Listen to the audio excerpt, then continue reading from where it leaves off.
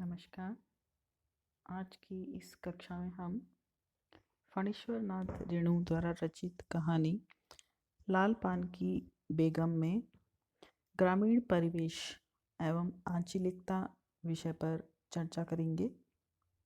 फणीश्वर नाथ रेणु का साहित्य अपनी ग्रामीण परिवेश और आंचलिकता के लिए प्रसिद्ध रहा है तथा हिंदी का पहला आंचलिक उपन्यास लिखने का श्रेय फणीश्वर नाथ रेणु को ही जाता है, जो कि मैला आंचल के नाम से विख्यात है। साहित्य में एक अपना अलग दर्जा, एक अलग मुकाम रखता है। तो इसी प्रकार लाल पान की बेगम कहानी जो है वो ग्रामीण परिवेश की कहानी है। इसका जो परिवेश है, वातावरण है, देश काल है, वो ग्रामीण समाज का है। यह स्त्री केंद्रित कहानी है, यानी कि कहानी की नायिका जो है वो स्त्री है। पूरी कहानी उसी के इर्द गिर्द घूमती है। कहानी की जो प्रमुख स्त्री पात्रा है, पूरी कहानी में उसका कोई भी नाम उल्लेख नहीं है।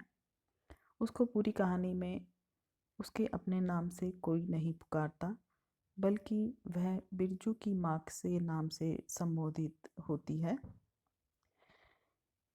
जैसे उसका अपना कोई नाम, अपना कोई अस्तित्व, अपना कोई वजूद ही ना हो।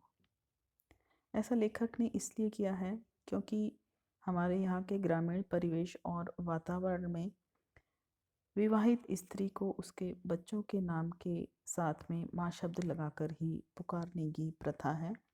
और इस प्रथा के चलते चलते ससुराल वाले उसका वास्तविक नाम ही भूल जाते हैं और आस पड़ोस को तो वो पता ही नहीं रहता कि उसका कुछ नाम भी था। बिरजू की माँ की पड़ोसिन मखनी बुआ और जंगी की पोतों से कहा सुनी हो जाती है। 7 साल के बिरजू का तमाचा खाकर आंगन में लोटपोट होकर सारी देह पर मिट्टी मल लेना, और जब कहानी के आरंभ में पड़ोसिन मखनी बुआ का पुकार कर क्यों बिरजू की माँ नाच देखने नहीं जाएगी क्या कहना पाठकों के सामने गांव के परिवेश को जीवंत करता है। क्योंकि यदि हम शहरी परिवेश में देखें तो आस पड़ोस के लोगों के बारे में जानकारी रखना या उनके दैनिक क्रियाकलापों के बारे में जानना, ये सब यहाँ नहीं होता है कि आस पड़ोस वाले आज कहाँ जा रहे हैं, क्या कर रहे हैं। ये सब ग्रामीण परिवेश से ही जुड़ी हुई चीज़ें हैं और वहीं ये हमें देखने को मिलता है। तो ये कहना पाठकों के सामने गांव के परिवेश को सजीव बना देता है। कहानी में घटनाक्रम के नाम पर केवल यही है, यानी कि कोई कथानक जो है वो लंबा चौड़ा नहीं है।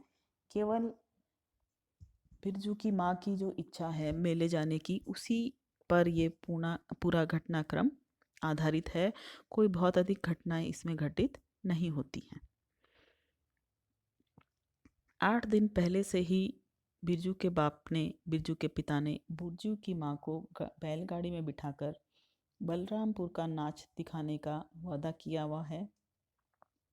और यह बात बिरजू की माँ ने अपने अड़ोस पड़ोस में सबको बता दी है, क्योंकि सभी परिवार के समान वहाँ रहने की प्रथा है, एक दूसरे के घरों में जाने की और उनके क्रियाकलापों के बारे में वहाँ जानना एक आम बात है, दिनचर्या है। तो इसी के चलते वो सबको बता आती है। आज वो दिन आ गया है जब उसको मेले जाना है।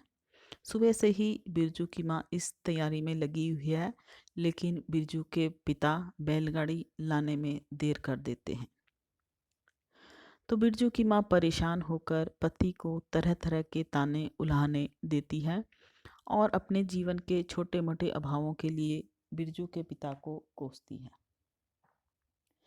बच्चों को भी पिता से बात न करने की सीख देती है और इसके आगे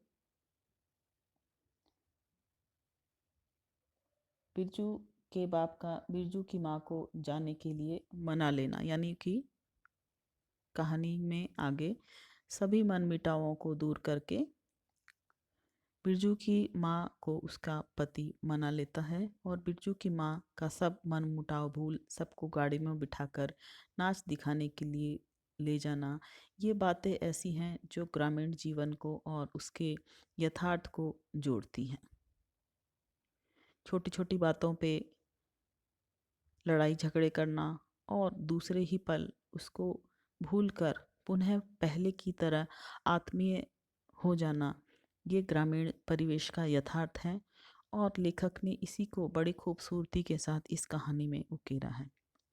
लेखक की यही विशेषता उसको ग्रामीण संवेदना का लेखक, आंचलिकता का लेखक मानने पर विवश करती है, जो कि फणीश्वर जी की एक बहुत ही महत्वपूर्ण विशेषता रही है। उनके लेखन की बहुत महत्वपूर्ण विशेषता मानी जाती है कि सुंदर ग्रामीण चित्र, वहाँ के नाच गाने, वहाँ की बोलियाँ, वहाँ के त्योहार, वहाँ के लोग, वहाँ की भाषा और वहाँ का जो कल्चर है, संस्कृति है, उसको यदि हमें देखना है, जानना है, आँखों के आगे साकार करना है, तो हमें पढ़ना है फणीश्वर नाथ जी के साहित्य को, उनकी कहानियों को और उनके उपन्यासों को।